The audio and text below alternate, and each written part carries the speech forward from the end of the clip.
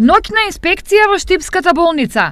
Комисија од Државниот санитарен и здравствен инспекторат, испратена лично од министерот Таравари, синоќа неколку часови правеле увид во работата на клиниката. Инспекторите биле на ортопедија, хирургија, очни и ушни болести, на инфективно и неврологија. Според извори на ТВ Стар, од виденото им се кренала косата. Затекнале нехигиена, комплетна неодговорност и недисциплина. Ова се надоврзува на констатацијата на Институтот за јавно здравје, во чиј годишен извештај стои дека кујната е во лоши санитарно-хигиенски услови, каде биле пронајдени Ешерихија коли и ентеробактерии. Инспекцијата била предводена од новиот државен секретар во Министерството Владимир Милошев.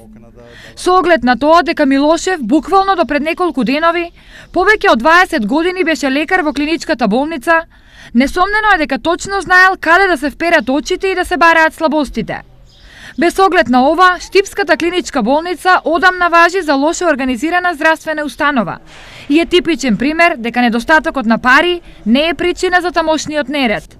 Од тука, епилогот од инспекцијата е познат одамна, односно предстои разрешување на директорите.